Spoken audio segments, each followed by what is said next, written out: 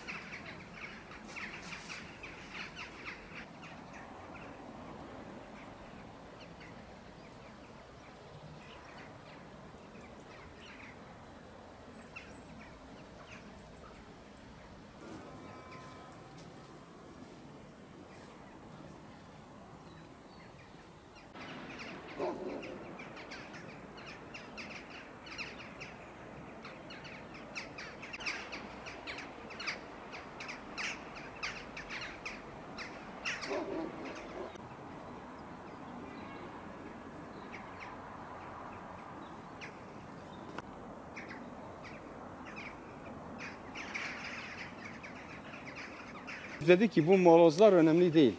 Bu taşlar eksik olan yerine tamamlayıp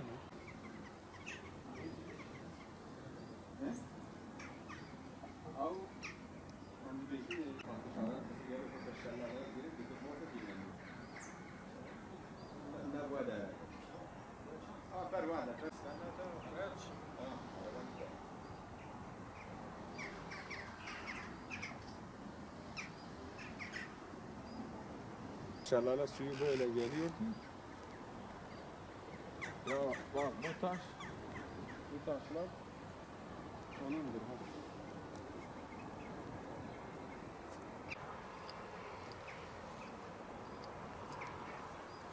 ben işte bir şey yayınlayamıyorum. Yani su o ağaçlara kadar çıkacak. Onun için ben dedim taşıyın.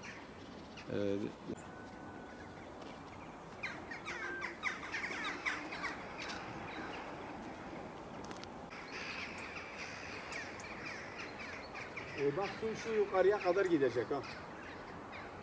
Sarsılmaz. Sahip. Demez mi?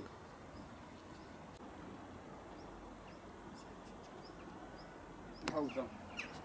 Burada alo.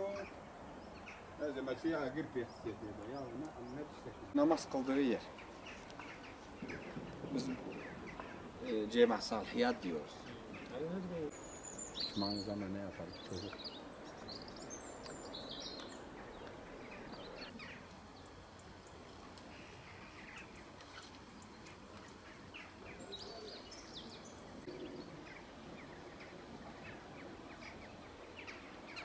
Çok kıymetlidir bizde. Çok kıymetlidir. Valla az iman öğrettim. Beni kına nefse verin.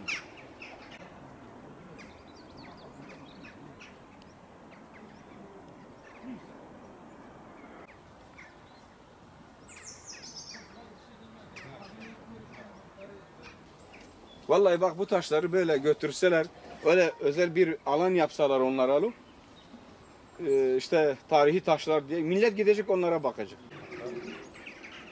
Onlara başlamışlar. Vallahi ama bir hafta sonra. Şu anda bulunduğumuz yer Salihiye bölgesi. Tarihte Eyyubiler, Artuklular ve diğer kavimlerin yaşadığı yerde. Yani bu bahçelerde dinleniyorlardı. Bu bahçelerde hep tarihi yerler var. Saraylar var, camiler var, çeşmeler var. Tabii bunlar ayakta kalan çeşmelerin güzel olduğunu. Bu bahçelerde her türlü meyve sebze yetişir. İncir, nar, üzüm, kayısı, erik, elma, işte domates, patlıcan, biber, salatalık, her şey yetişir bu bahçelerde. Bu son zamanlarda bu bahçelerin ekilmemesi bizleri üzüyor tabii. Burası, tüm aileler buraya gelirlerdi. Hasankeyf Salihiye bölgesi sayfiye yeridir tarihte. Şelale suyunun geldiği yerden akardı. Tüm bahçeleri suluyorlardı. Tabii bizim buradaki asıl amacımız Artuklu Çeşmesi'nin yeni Hasankeyf Kültürel Park alanına taşınması. Onun için dilekçeyle verdik. Gereken tüm yerleri dilekçelerimizi Hasankeyf Kültür Derneği olarak verdik.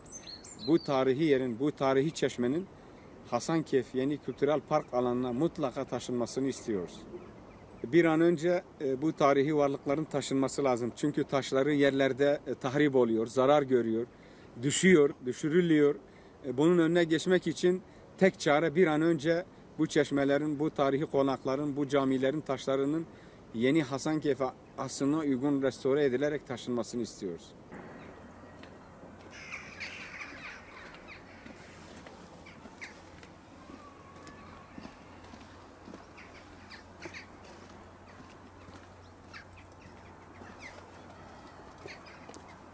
Vallahi aklıma geldikçe buralar var ya çıldırıyorum.